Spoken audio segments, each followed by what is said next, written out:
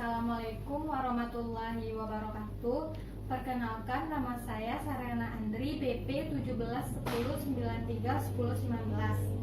Pada kesempatan kali ini, saya akan mempresentasikan mengenai tugas metodologi penelitian saya yang berjudul Analisis Kelayakan Bisnis terhadap Penambahan Unit Usaha di CV Regina Prabot. Pada pembahasan kali ini, saya akan membahas mengenai dua bab, yaitu bab 2 literatur review dan bab 3 mengenai metodologi penelitian yang saya lakukan. Pada bab 2 literatur review ini, saya melakukan perbandingan beberapa penelitian terdahulu, yaitu sebanyak 5 buah yang terkait dengan topik yang saya bahas, yaitu analisis dan kelayakan bisnis.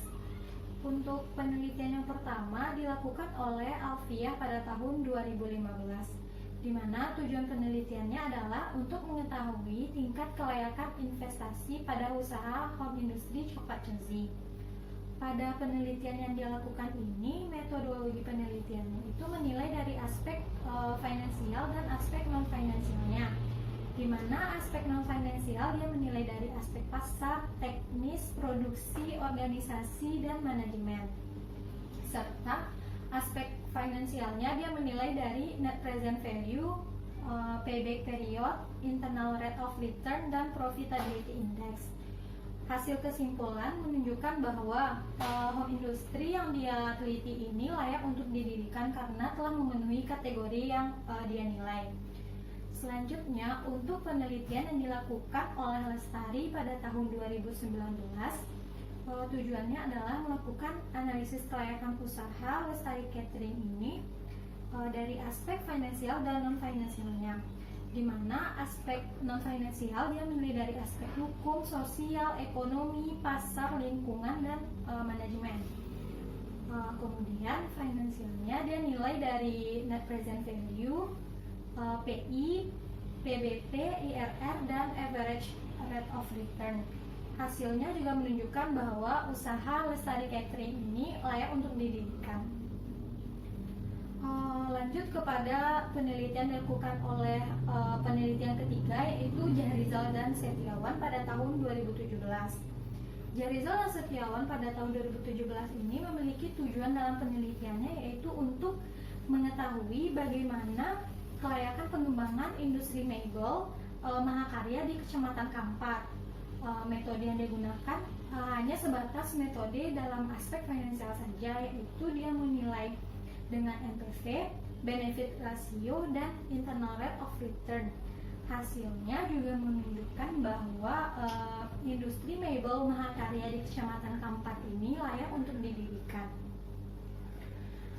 Yang keempat adalah penelitian yang dilakukan oleh Aditya pada tahun 2014. Tujuannya dia ingin menilai analisis kelayakan usaha bisnis atau lemari atau rak simple, di mana dia melakukan analisis dari aspek finansialnya, yaitu dengan metode investasi income statement, cash flow, dan metode evaluasi investasi. Dan aspek non-finansial dia menilai dari aspek pasar, teknis, lingkungan, MSDM. Hasilnya juga menunjukkan bahwa usaha lemari atau rak simple ini layak untuk didirikan. Dan yang terakhir adalah penelitian yang dilakukan oleh Amelia dan Khairon pada tahun 2017. Di mana tujuan dari penelitiannya dia ingin menganalisis kelayakan usaha pada industri tepung tapioka. Dia menilai dari aspek finansial, yaitu dengan metode NPV, net benefit cost ratio, IRR, dan PBB. Dia juga mengkombinasikan dengan model Diamond Porter. Berdasarkan aspek finansialnya itu masih dikatakan layak untuk dijalankan. Maka usaha tepung tapioka dia juga memiliki kelayakan usaha untuk didirikan. Nah, setelah kita mengetahui mengenai tujuan penelitian dan metode yang digunakan serta hasilnya tersebut, maka saya dapat menyimpulkan beberapa kelebihan dan kekurangan dari masing-masing penelitian yang telah dilakukan. Yang pertama, untuk penelitian Alfiah dan kawan-kawan pada tahun 2015 ini, dia memiliki kelebihan, yaitu yang pertama, penilaian aspek kelayakan secara finansial finansial dan non finansial, artinya dia melakukan dua penilaian. Yang kedua, aspek finansialnya itu dilakukan dengan beberapa metode. Dalam artian dia tidak menggunakan satu metode saja. Namun kekurangannya dia tidak menilai aspek non finansial dari sisi legal atau hukumnya. Yang kedua, penelitian yang dilakukan oleh Lestari pada tahun 2019, kelebihan yang saya temukan pada penelitian ini adalah dia mengelompokkan analisis kelayakan usaha menjadi aspek kualitatif dan aspek kuantitatif. Kemudian dia menambahkan metode yang berbeda dengan penelitian yang lainnya, yaitu metode average rate of return. Kekurangan dari penelitian Lestari pada tahun 2019 ini, dia hanya melakukan data proyeksi pendapatan selama 5 tahun ke depan. Menurut saya, dia dapat melakukannya selama 10 tahun ke depan. Kemudian, penelitian yang ketiga yang dilakukan oleh Jaharizal dan Setiawan pada tahun 2017 memiliki kelebihan, yaitu dia melakukan perhitungan dari aspek finansial dengan menampilkan biaya-biaya operasional pada tahun sebelumnya. Kemudian dia memiliki kekurangan, dia terlalu fokus hanya kepada aspek finansial saja, sementara aspek non finansialnya dia tidak melakukannya. Kemudian penelitian yang dilakukan oleh Aditya pada tahun 2014 memiliki kelebihan, diantaranya dia menilai dari aspek finansial dan juga dia menilai dari aspek non finansialnya. Kemudian penelitian dia ini juga berbeda dari yang lainnya karena dia melakukan penilaian dari aspek legal. Kemudian aspek non finansialnya itu dikaji secara rinci. Sementara kekurangan dari penelitian dia ini, aspek finansialnya tidak dikajinya dengan rinci. Kemudian yang terakhir yaitu penelitian yang dilakukan oleh Amelia dan Koiron pada tahun 2017 memiliki kelebihan. Dia menggunakan kombinasi model Diamond Porter untuk menilai aspek non finansialnya, meskipun tidak disebutkannya secara jelas dan rinci, tapi dia mengkombinasikannya dengan metode Diamond Porter ini. Namun kekurangannya dia tidak menilainya dari aspek legal.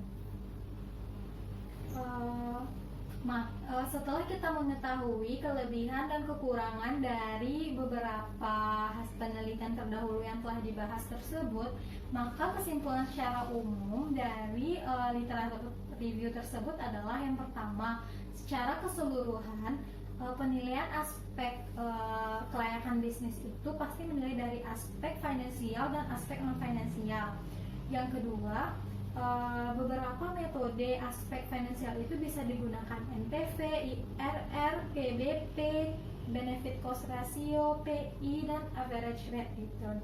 Namun secara keseluruhan pada penelitian ini dia menggunakan net present value dan internal rate return. Yang keempat, dua penelitian hanya menilai dari aspek finansial saja, yaitu yang dilakukan oleh Jaharizal dan Amelia. Sementara tiga penelitian lainnya menilai dari aspek finansial dan non finansial. Kemudian kesimpulan terakhir adalah seluruh penelitian yang direview menunjukkan industri tersebut layak untuk didirikan jika dinilai dari kategori yang mereka lakukan. Setelah membahas mengenai bab 2 yaitu literatur review, maka kita lanjut kepada bab 3 yaitu metodologi penelitian yang saya lakukan. Metodologi penelitian ini berisikan tahapan-tahapan yang saya lakukan dalam penelitian saya, di mana yang pertama saya melakukan survei pendahuluan dengan mendatangi langsung CV Regina Prabot dan melakukan observasi serta wawancara dengan pemilik usaha.